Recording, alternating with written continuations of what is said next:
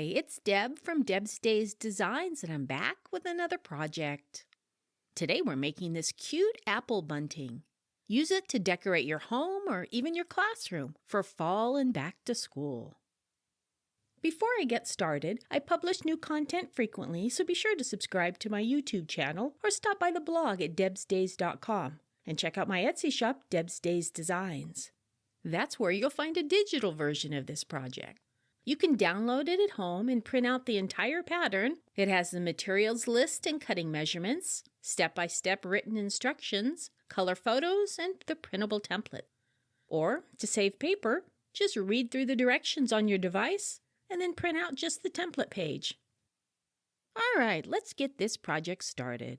Along with your regular sewing supplies for this project, you'll need fabric for the apples, leaf, and stem, cotton batting, pinking shears, a clothesline cord, and of course the printable template. First, cut out the paper templates and then place a piece of apple fabric with the right side of the fabric facing down. On top, place a layer of batting and align it with the shorter end of the fabric. Fold the other half of the fabric over on top of the batting with the right side of the fabric facing up. Arrange the apple templates on top of the fabric about an inch from each other and pin them in place. Depending on the placement and the size of the templates you used, you'll get 3 to 4 apples per quarter yard of fabric. Rough cut around the templates about ½ inch from the paper's edge.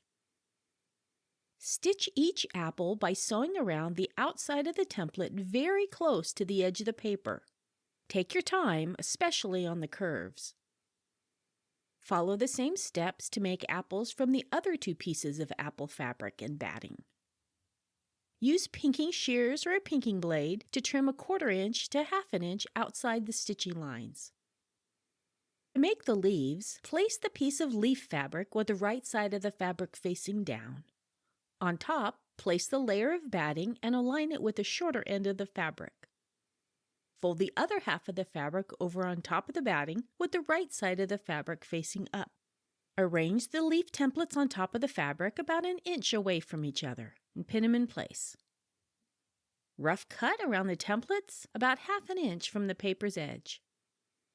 Then stitch each leaf by sewing around the outside of the template very close to the edge of the paper.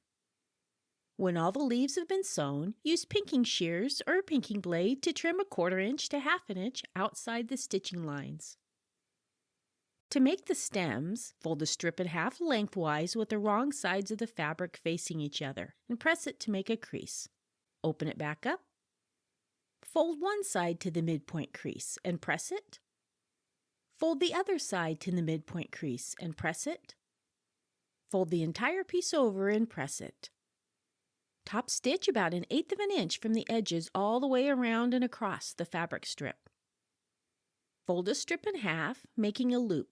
Place the raw edges of the loop on the top of the back of the apple and stitch it to secure it in place. And stitch the stems to all the apples. Place the leaves on top of the front of the apples and stitch those in place. Slide the apples onto the clothesline cord, spacing and arranging them as desired. Then tie loops in the ends for hanging. And just like that, just that fast, you have an apple bunting to decorate your school and home for autumn and, well, back to school time. See you next time with another project.